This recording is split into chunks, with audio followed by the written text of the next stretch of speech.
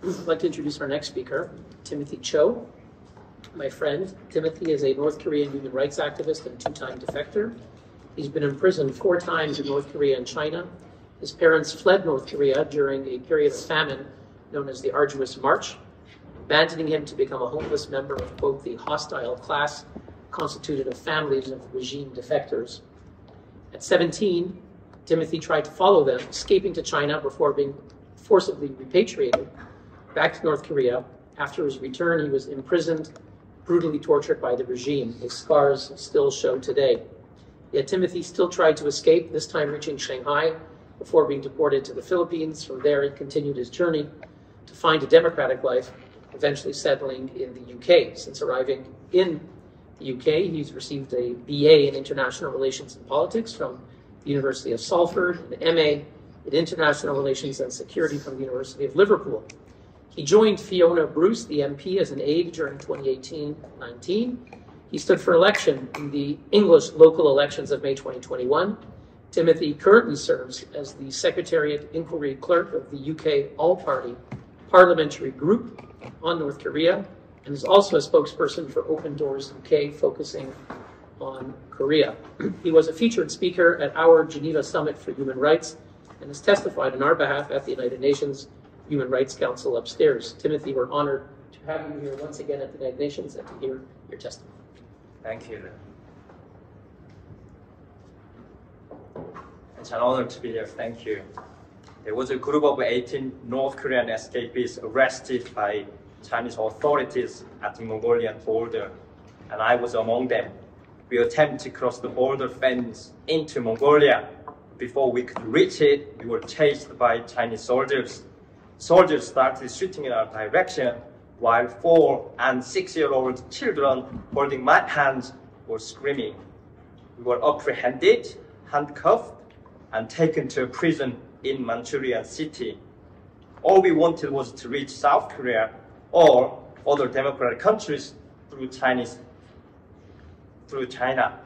On my prison cell wall, I saw a long list of detained North Korean escapees. There were at least thousands of them who had been detained there. They had meticulously recorded the date of their capture, the number of individuals, and the date of their repatriation to North Korea. We were not different. We also added the date of our arrest and the number of people in our group.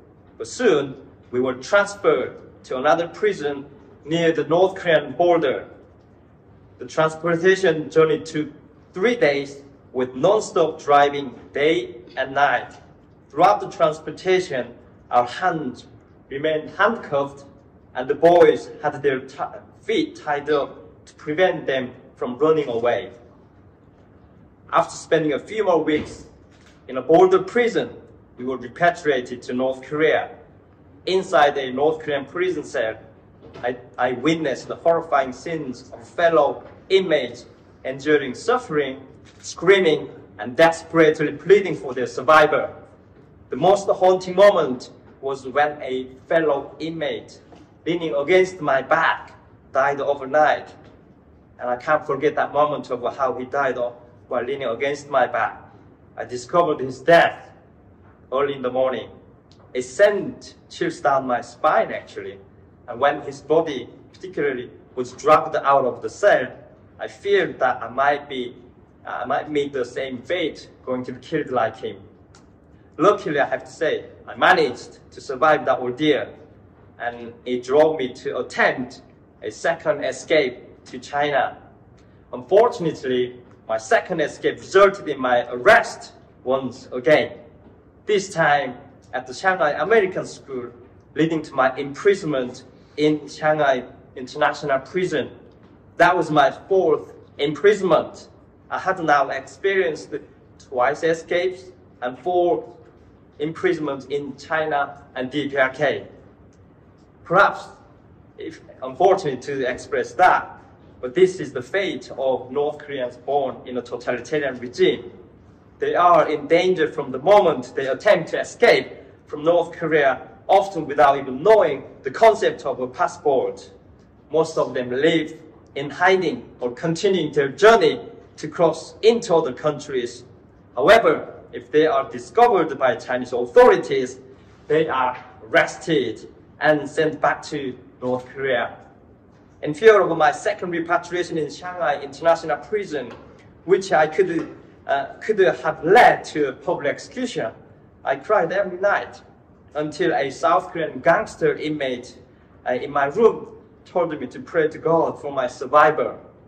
It was a tiny hope and faith that I could hold on to. And that led me to pray every day because I did not want to be killed at the age of 17. During that moment of fear and darkness in that prison cell, 2 men visited me, and they turned out to be foreign diplomats. One was a South Korean diplomat, and another one was a foreigner. They explained to me that Chinese authorities had made a very unusual decision to deport me and our group to the Philippines instead of North Korea. This global campaign pressuring the Chinese government was ignited by a 13-year-old American school student who wrote an email to a journalist. I'm sure there are a number of journalists in this room in which you could take the same role with an act of love. That journalist expressing concern about our potential death back in North Korea. It was purely an act of love that moved reporters, and their efforts ignited a global campaign standing up for the lives of 9 people. I went through a life and death process as other North Korean escapees, as we just heard from Kim Jong-un, in Chinese and North Korean prisons. Yet China's last minute, wise, if I may express, wise decision to deport our group to another country gave us different lives today. Today, one of them is standing here at the United Nations, exercising my freedom of speech and human rights, and urging the heart of the repatriation of my fellow North Korean brothers and sisters. I am appealing for an act of love and humanity here. Over the past 20 years, China has continuously repatriated North Korean people, resulting in them ending up in prison camps, facing torture, even execution upon their return to North Korea. Among hundreds of, or possibly millions of repatriation, only up to 34,000 managed to arrive in democracies, including myself and Kim Jong-un in South Korea and the United Kingdom. This is a tiny proportion when compared to the total population of 25 million people. We are strongly urge President Xi Jinping to consider a humane decision that allows a path for detained North Korean refugees to go to South Korea, where they will automatically receive democratic citizenship. We are very grateful to the government of the Republic of Korea. During the escape of East Germans to West Germany in 1989, both Austria and Hungary opened their borders in the name of humanity for East Germans. Why cannot China take similar steps and make wise decisions for the common good of humanity, considering its historical association with Chinese Confucian philosophical thought for that humanity which could be applied in politics as well? Dear friends in the international community, especially the Security Council members of the United States, Britain, where I reside, France, and China, we implore you to open your heart and make efforts to alleviate the long-standing suffering of our 25 million North Korean people. Please address the issue of North Koreans' repatriation by Chinese authorities, and we do actually really encourage you to initiate diplomatic dialogues with Chinese ambassadors, authorities, through all available platforms. How much longer must they, North Korean people, endure? And is there any hope for these millions of my brothers and sisters in darkness? We recognize that this year particularly marks the 75th anniversary of the Universal Declaration of Human Rights. And what do these 30 articles stand for? And what about our United Nations stand for? If not for the principle that all individuals are born free and equal in dignity and rights.